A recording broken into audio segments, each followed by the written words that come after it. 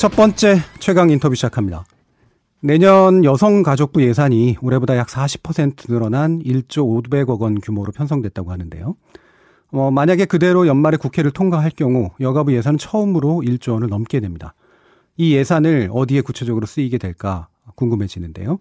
어제 여성가족부 장관 개각이 있었습니다만 정현백 장관으로부터 이 얘기 들어보도록 하겠습니다. 장관님 안녕하세요. 예, 안녕하세요. 정준희 선생님. 예. 지금 상황이 이 얘기를 어떻게 나눠야 될지 약간 난감한 측면도 없지는 않은데요. 지금 개각 대상에 포함이 되셨잖아요. 어떠십니까? 네네. 예. 여성가족부 사업은 개각 대상과 상관없이 계속 이어집니다. 예. 그러니까 제가 설명을 적극적으로 드리겠습니다. 예. 또 개각 이후의 일이기도 하니까 그래서 지금까지 진행해 오셨고 또 앞으로 진행하실 일에 대해서 좀 더 편하게 좀 말씀을 더 해주셔도 좋을 것 같습니다. 네, 그러겠습니다. 자, 그러면 처음으로 이제 1조를 넘은 예산이다라고 하는 게 이제 의미가 좀 크잖아요. 이런 확대된 배경부터 좀 설명해 주시죠. 네, 우선 저희 여성가족부의 전 정책 영역이 우리 사회의 심각한 당면 현안인 저출산, 예. 그리고 여성 일자리 창출, 그리고 미투 운동과 예. 직결되어 있기 때문인데요. 예. 특히 인구 절벽 문제로 전 국민이 지금 걱정을 하시지 않습니까? 예.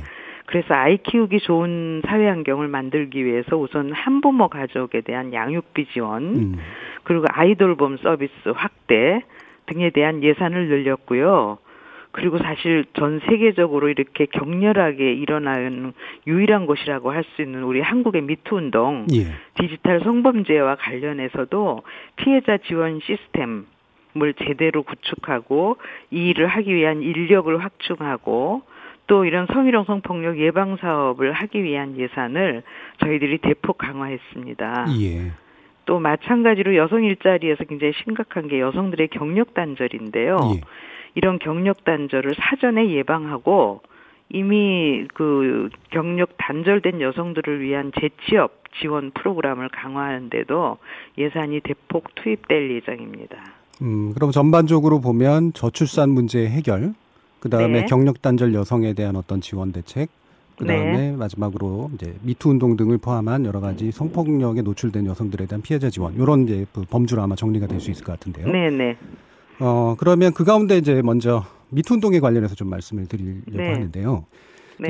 말씀처럼 우리나라에서 미투 운동이 상당히 격렬하게 전개를 됐고, 이제 지금은 네. 약간 소강 상태에 빠진 듯한 그런 느낌이긴 합니다만, 이 지원이 구체적으로 어떻게 준비되고 있는지 말씀해 주시죠. 예, 이미 특별신고센터를 마련해서 운영을 하고 있는데요. 예. 저희들을 특별신고센터가 하고 있는 주목할 점은 피해자 신원을 가능하면 철저히 보호하는 그런 원칙을 지키면서 피해 신고를 받고 있다는 것입니다. 예. 그래서 국민들께 잠깐 설명하는 것도 필요한데요. 예. 법률이나 노동이나 상담 전문가들이 신고 내용을 토대로 일단 사건 처리 방향을 의논한 후에 관련 기관에 바로 사실 조사를 실시하고요. 징계 조치나 2차 피해를 막기 위해서 피해자와 가해자를 공간적으로 분리하는 거, 예. 거기에 거기에 대한 이제 컨설팅을 하게 되겠습니다. 예. 그래서 지금 저희가 진행하면서 나타나는 사례를 보면 일단 특별신고센터에 사건을 접수했다는 것을 각 기관들이 인지하는 것만으로도 경각심을 가지고 적극적으로 징계 조치를 하거나 가해자를 분리하거나 하는 예. 이런 작업들을 하고 있는 것 같습니다. 예. 그리고 특히 또 하나 문제는 성폭력 피해자나 가족들이 명예훼손죄로 오히려 가해자에게 고소당하는 일도 있지 않습니까? 그렇죠. 그래서 이런 것에 대해서는 저희가 무료 법률 지원 서비스를 하고 있습니다. 그 외에도 피해자들이 굉장히 심리적인 고통을 겪게 돼서요. 치유를 하거나 아니면 사건이 발생한 조직의 문화 전체를 개선하는 그런 노력 이런 것도 같이 병행해서 저희가 하고 있습니다. 예, 이게 미투 운동 관련해서 처음에 이제 막 불 붙을 때, 네. 국회에서는 빨리 대책 마련해라, 이런 이제 압박도 네네. 있었고, 또 다른 한편에서는 이게 지나치게 좀 일방적으로 이렇게 뭔가 확인되지 않은 문제에 대해서 네. 피해자 지원이다 또 이렇게 못 박는 건 문제가 있는 거 아니냐라는 좀 대립도 있어서 약간 헷갈리시기도 하고 좀 곤란하시기도 하고 그랬을 텐데 이 문제는 네. 어떻게 해결하고 계시나요?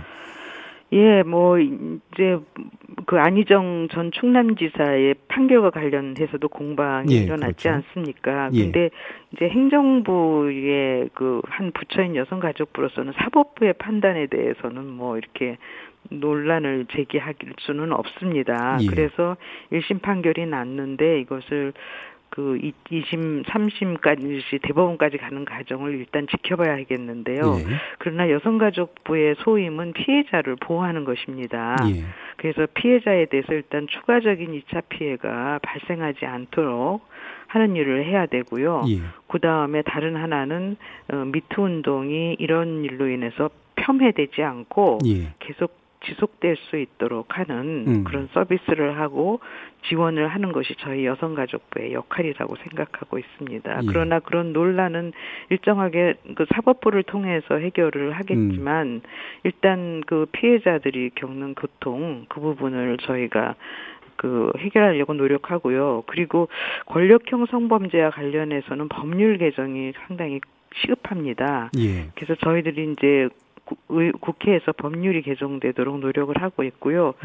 30일 날 국회 본회의에서 이제 통과된 법률을 보면 성범죄를 저지른 사람의 공무원 임용을 제한하는 그 내용을 골자로 하는 지방 공무원법 개정안이 통과됐거든요.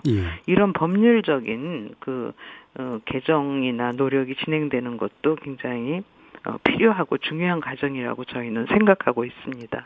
그 사법적 판단 자체에 대해서 당연히 직접 개입하는 건 아니고 거기에 사실 확인이나 이런 부분들은 어쨌든 별개로 이루어지지만 그렇죠. 2차 피해가 발생할 수 있는 가능성이나 우려를 차단하기 위한 노력, 그다음에 법 개정을 위한 노력 이런 부분에 이제 신경을 쓰시는 거죠. 그렇습니다. 민주주의 국가에서 상권 분립의 원칙은 지켜야 된다고 생각합니다.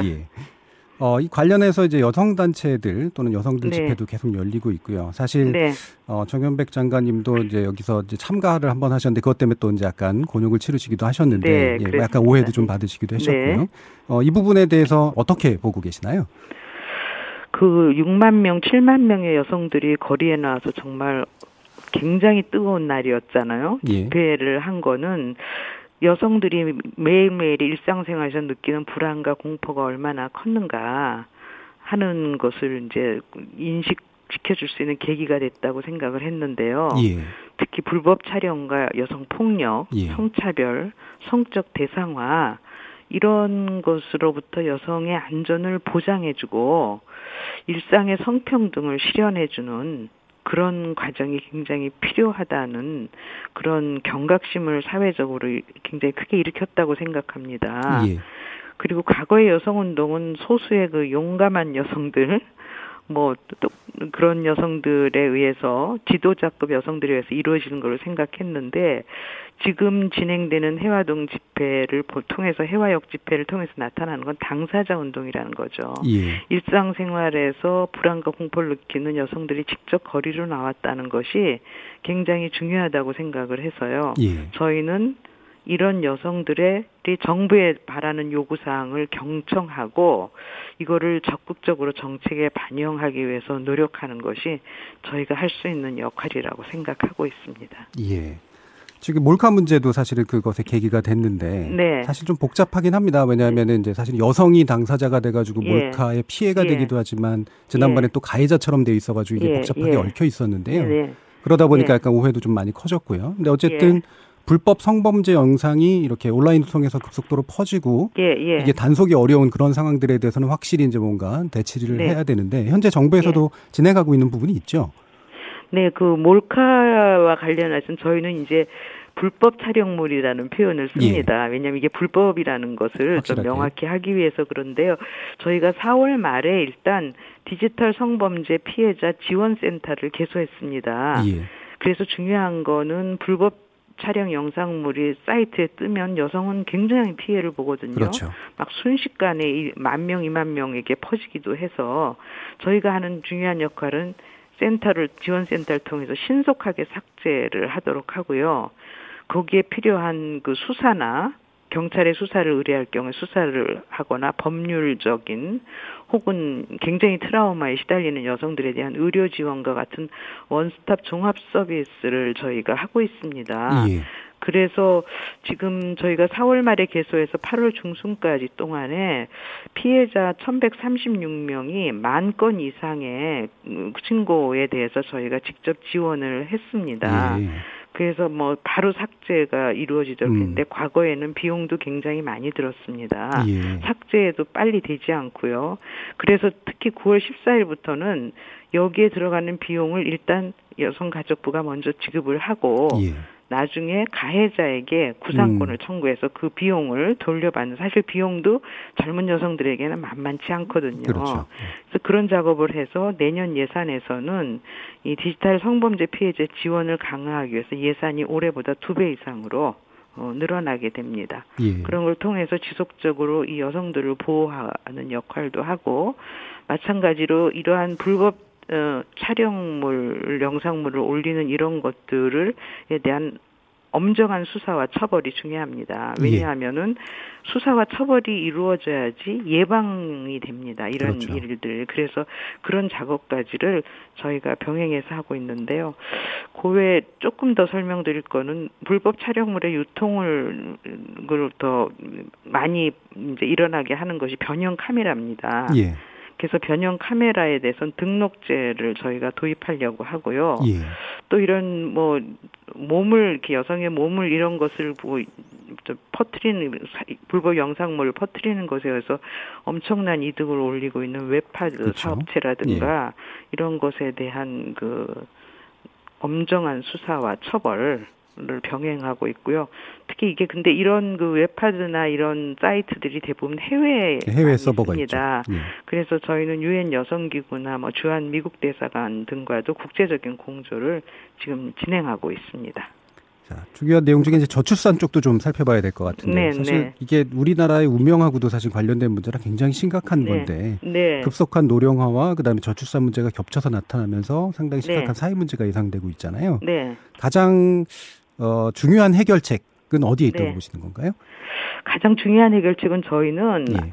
그 여성들이 일과 생활의 균형이 중요하다고 생각해요. 왜냐하면 출생률이 높은 지역이 보면 도시가 세종시 같은 데라는 것은 일자리 안정이 예. 그 출생률 높이는데 굉장히 크게 기여한다고 생각하고요. 그래서 이제 저희들이 일자리의 안정과 근로시간을 법정 주 52시간을 지키는 것, 예. 저는 이런 것들이 저출산과 밀접히 관련돼 있다고 생각하고요. 예. 그거는 다시 말씀드리면 일과 생활의 균형을 이루는 사회가 되자 하는 것이 중요해서 바로 저희는 육아의 부담도 독박육아라는 말을 하지 않습니까? 예. 육아의 부담도 가족이 같이 나누는, 그래서 아빠 육아휴직 보너스제 같은 것도 저희들이 좀 구체적으로 실천하려고 예. 노력을 하고 있습니다. 그것을 통해서 가족이 같이 아이를 기르고 이러는 과정이 중요하고요. 아까도 잠깐 언급한데 마찬가지로 그 청소년 한부모나 한부모들 같이 혼자 힘으로 아이를 기르는 이런 분들을 위해서는 적극적인 지원을, 경제적 지원이나 여러 형태의 그 아이돌봄 서비스를 포함한 지원을 하는 것도 저는 그 저출산을 해결하는 데 하나의 중요한 방법이 될 수 있다고 생각하고 있습니다. 예, 말씀처럼 이게 엄청나게 구조적인 문제나 이제 그렇습니다. 예산을 단순히 쏟아붓는다고 또 해결이 안 되는 부분이 있고 지금까지 사실 좀 많이 썼잖아요. 근데 예, 참 가시적인 성과가 안 나서 안타까운 부분이 있는데 그런 면에서 뭐 제한적이긴 하나 이 아이돌봄 개선 대책이라고 하는 것이 좀 이렇게 새롭게 뭔가 필요한 부분이라고 보신 것 같은데요.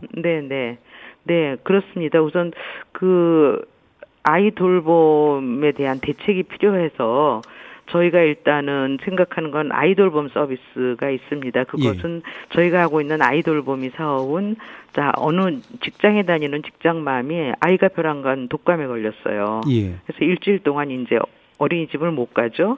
그럴 경우에는 미리 신청을 하면 아이 돌보미를 파견해 줍니다.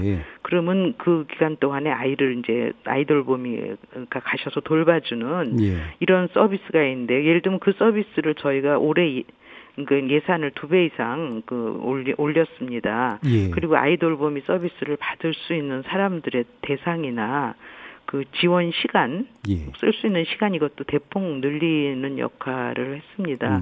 그리고 특히 한부모 가족의 경우에는 굉장히 좀 지원이 마찬가지로 아이 돌보미 사업 같은 데서 지원이 굉장히 필요하잖아요. 예. 그래서 그런 부분까지도 저희가 고민을 하고 있습니다.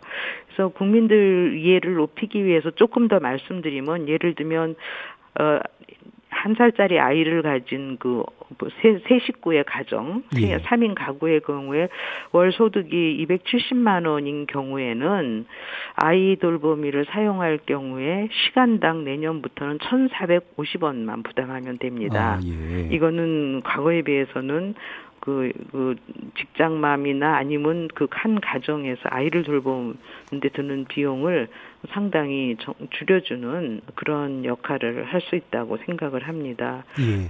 마찬가지로 파견되는 아이 돌보미들도 여태까지의 이제 임금이 매년에는 더 상승해서요.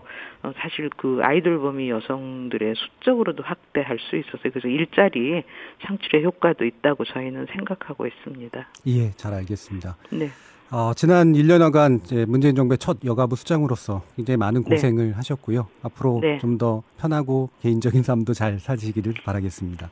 감사합니다. 네, 감사합니다. 지금까지 여성가족부 정영백 장관과 말씀 나눴습니다.